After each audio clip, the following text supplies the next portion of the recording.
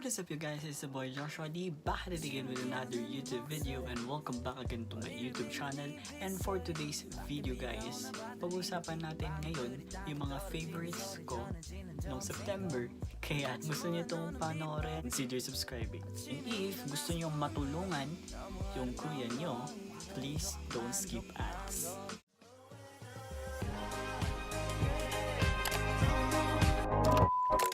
Today's video guys, oh my gosh, December na nga guys, and ilang days na lang Pasko na talaga. Hindi na ako nag-stop na mag-film ng mga videos ngayong December kasi Vlogmas alert na naman. Bago tayo magsimula guys, don't forget to click the subscribe button sa tabi niyo yung bell para nga ma-updated ka sa lahat ng mga post ko. Follow nyo din ako sa Instagram ko at ABSMJoshuaOFCL para nga makita nyo pa yung mga iba ko pang post doon kasi minsan doon ako nag-update. Meron tayong 5 categories sa mga favorites natin noong September.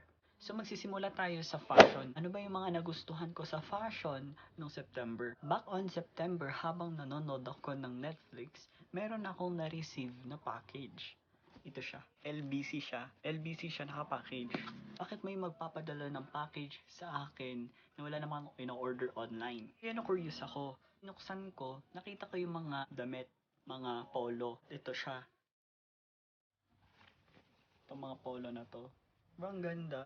Naging favorite ko siya kasi mahilig ako sa mga polo talaga. I'm sure baka ito yung mga subscribers natin. Kaya thank you so much pa rin sa mga taong nagpapadala ng mga packages sa akin. Grabe, I'm so happy for it and appreciate ko yung mga binibigay nyo sa akin. At favorite ko siya, promise. Kaya nilagay ko siya sa favorite list ko. Meron din ito black na polo. River Island na polo. Yes. Para sa mga occasion, kung lalabas ka sa outside, ito gagamitin mo, 'di ba? Ang ganda. So maghahanap ako ng mga links ito sa online shop and kung meron akong nahanapan, lalagay ko yung link sa description below. Lastly na polo na binigay sa akin at itong black and white siya. And yes, brand new is next. And super alam ng mga followers ko kung ano yung size ng katawan ko. Diba ang galing? Fit na fit to sa akin. Kasi medium lang ako. Pupunta naman tayo sa technology.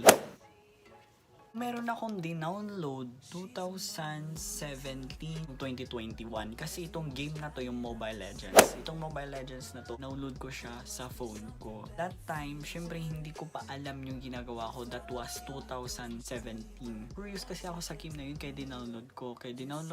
And na-amaze ako kasi ang galing niya talagang pang-battle habang free time tas naglalaro ka, diba? Tapos next, sa techno natin is yung PUBG guys, yung PUBG Mobile. Makita ko yung ads nila na yung PUBG na advertisement. Kaya na-curious ako.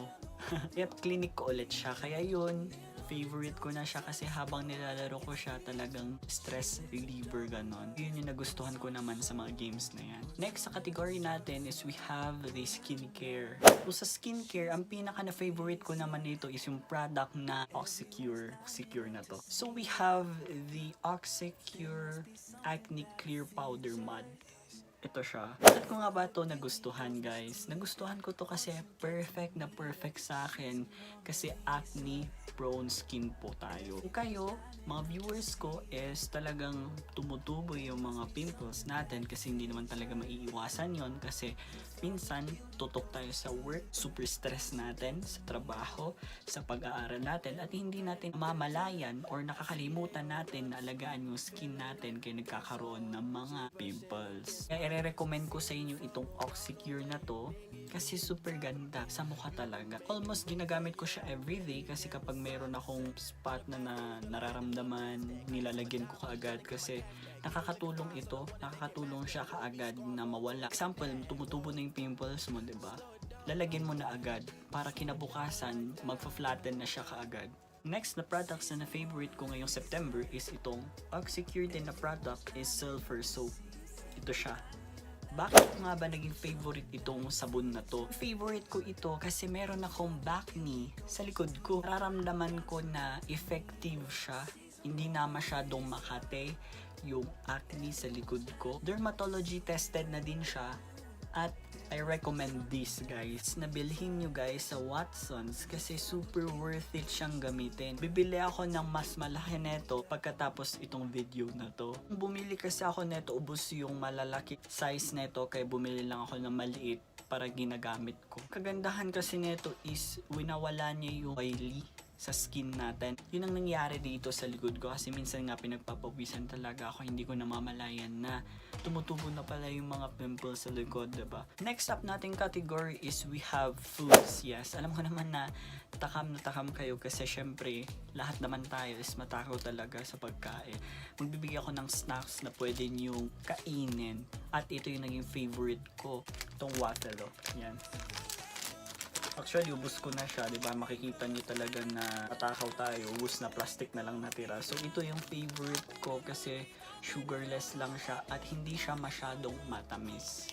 Nakasulat kasi dyan is Italian wafer, kaya I'm sure masarap talaga siya. Kasi itong waffle na to is konti lang yung sugar niya na nailagay dito, hindi masyadong matamis. Kaya bagay ito na kapag nanonood kayo ng mga movies, habang nag-study, habang ginagawa mo yun, nag-snack ka na favorite mo, biscuits, diba? Sa mga mahilig sa mga snacks dyan, bili na kayo. Meron din ito sa Shopee at Lazada. Kung meron ito sa department store, why not bumili na kayo? Kasi itong waffle na to ina-advertise na sa TV, kaya I'm sure alam nyo na rin. Next sa category natin is we have the movies or favorite movies natin ngayong September. Bakit ano nga ba yung mga favorites ko na pinanood ko? Isa na dyan yung Suicide Squad na season 2. Yes, hindi yung old one ha, yung bago. So, gusto ko dun si Joker at saka si Harley Quinn talaga. Kaya watch nyo na guys kasi super ang ganda niya. Next, favorite ko sa movies na favorite ko is yung Clickbait.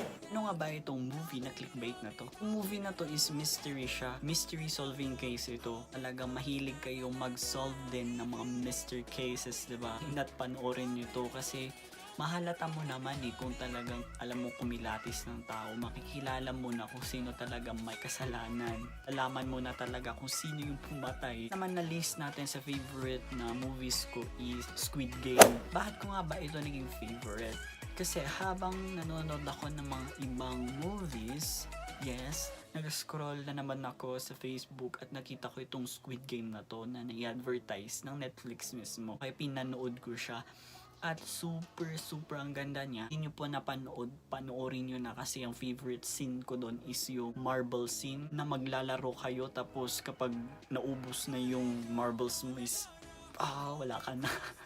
Pero yung gusto kong pinaka-favorite ko na scene doon is yung ending part kasi may season 2 pa pala siya, kaya abangan nyo yan guys. Yun lang naman guys yung mga favorites ko no September, and I hope na nag-enjoy kayo at may nai-recommend ako sa inyo na nakatulong sa inyo para sa video na to. And don't forget to click the subscribe button sa katabi niya yung bell to be updated whenever I upload a video. If this is your first time to go here my channel and seeing my face, don't forget to comment down below and I will welcome you. Bago tayo mag-end ng video, gusto ko lang sabihin sa inyo yung secret word natin is si Kuya Joshua, favorite kong YouTuber. So, ayun guys, thank you very much for watching. Spread love and not hate. Encourage one another and build each other up. See you guys on my next vlog. Bye-bye.